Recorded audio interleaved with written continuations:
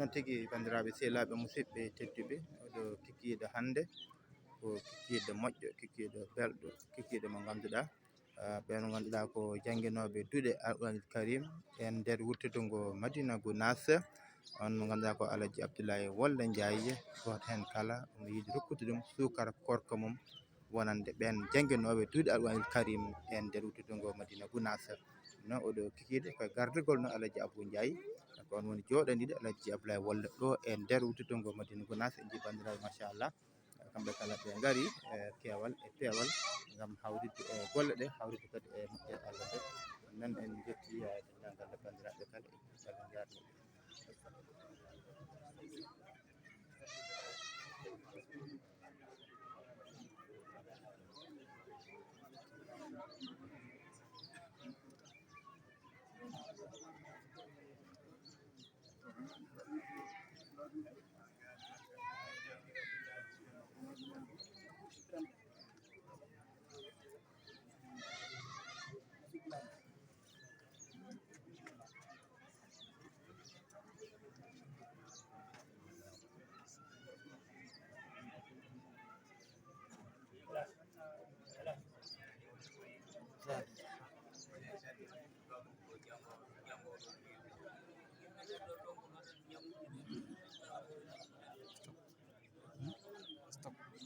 stop man won sababu to sababu stop modon stop akande won sababu to sababu Alaji Abdoulaye Wole on yiɗi rokkude ɓen janguinoɓe alqouranil karim goto sukar korko mum machallah yo non tigi no mbiɗen ni oɗete kikiɗe ɓen janguinoɓe alqouranil karim goten kala Alaji Abdoulaye Wole Ndiaye en jiɗi rokkude ɗum sukara korka muɗum ɗum noon ko ɗum woni oɗo batu mo jiiɗen ko ɗo e galle men Dar Salam alhaali waɗata ɗum noon ko yittude bandiraɓe kala e jardeɓe kono kadi e weltanade ɓe no fewi e duwanade Alaji Abdoulaye Wole Ndiaye e ɗoɗo baɗɗe fayida ɗeɗo baɗɗe mantiniɗe machallah e gardugol no Alaji Abou Ndiaye minen jetti bandiraɓe kala kuuɓat kono kadi en jarniɓe no fewi no fewi no fewi nan en jetti foof en jarni foof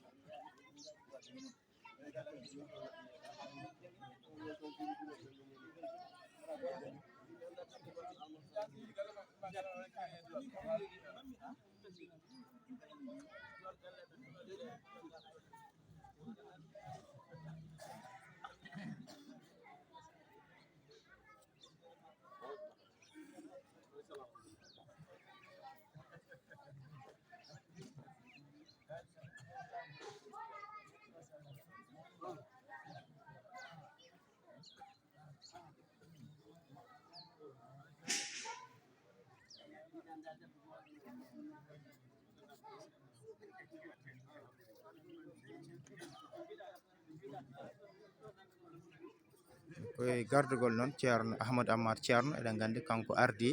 ɓen janguinoɓe duuɗe alqouranil karim e nder wuuro ngo noon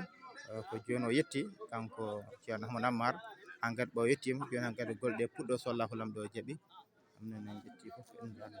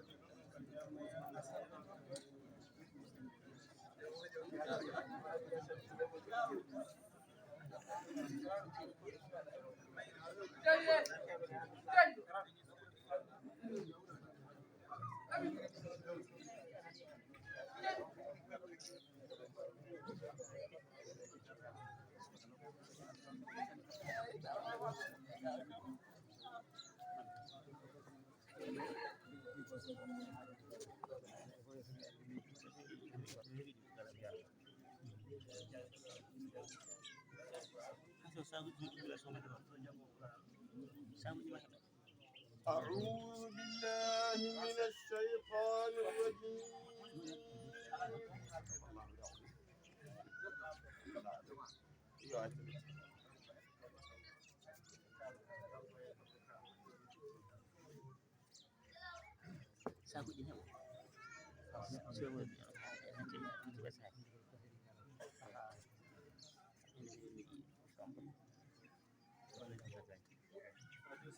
فاتحة صلاة الفاتحة.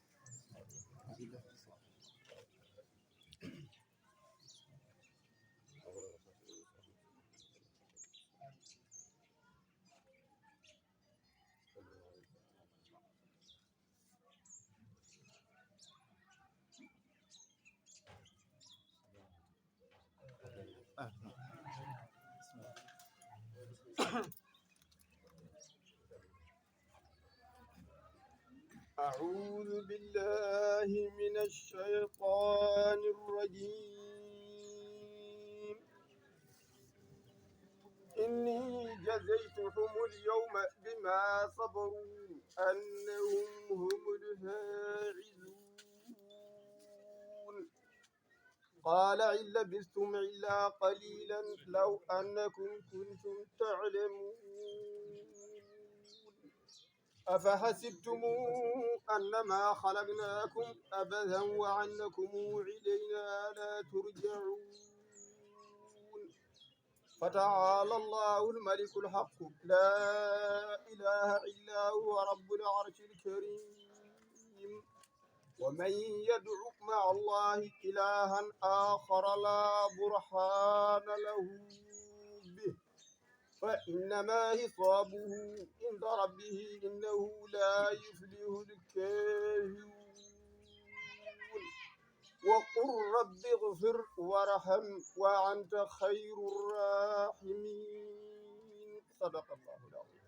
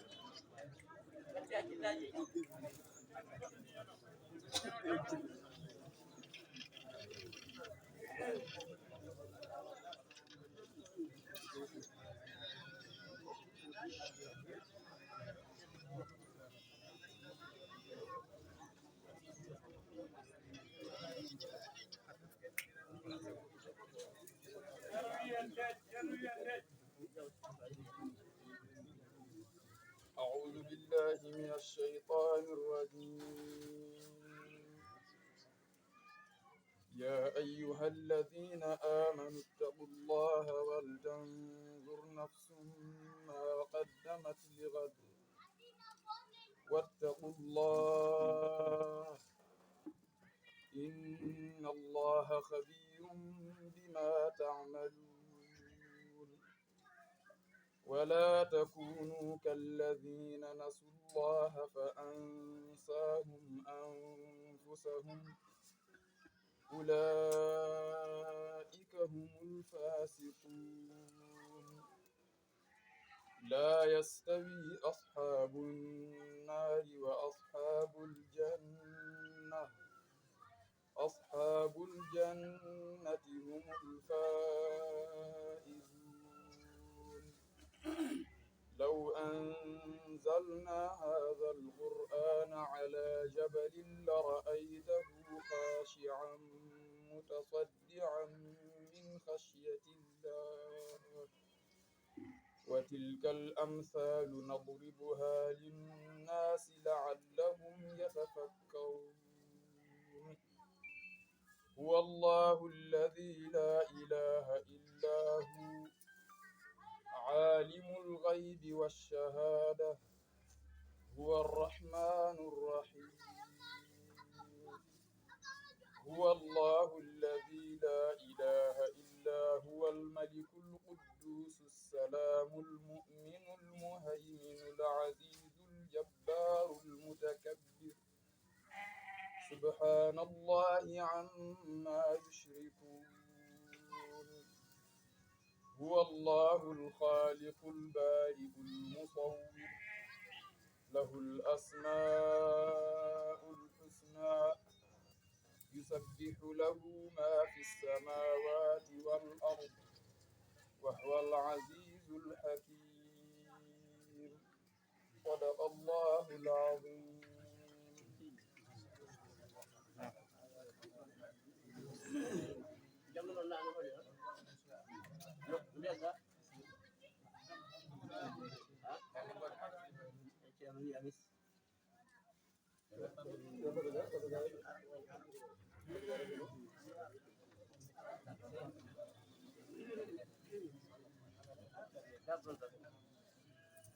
أعوذ بالله من الشيطان الرجيم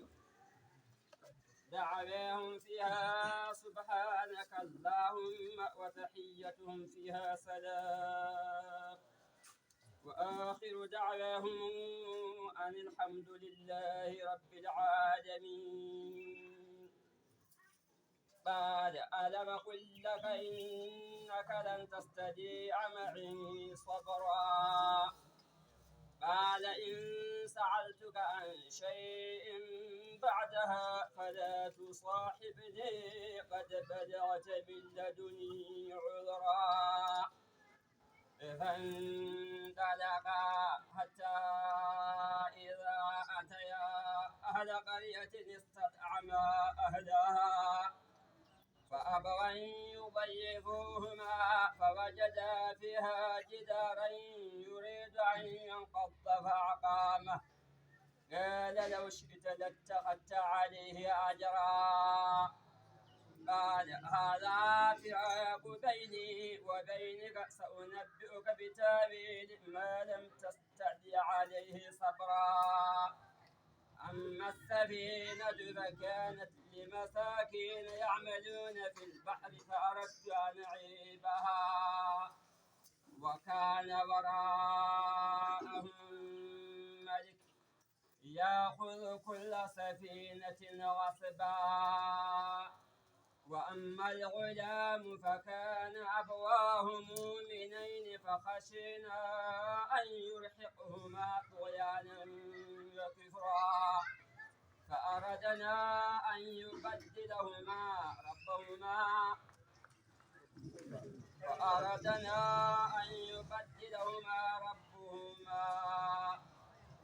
خيرا منه زكاة وأقرب رحما وأما الجدار فكان لغلامين يتيمين في المدينة وكان تحته كنز لهما وكان أبوهما صالحا فأراد ربك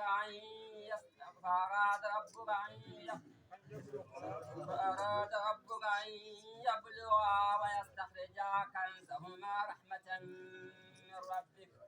وما فعلته عن أمري ذلك تاويل ما لم تستطع عليه صبرا ويسألونك عن ذي القرنين قل سأتلو عليكم منه ذكرا إنا مكنا له في الأرض وآتيناه من كل شيء سببا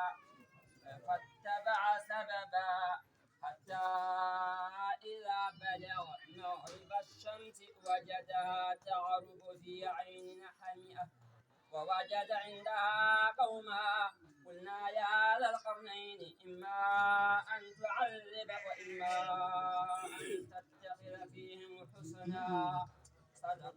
الله العليم.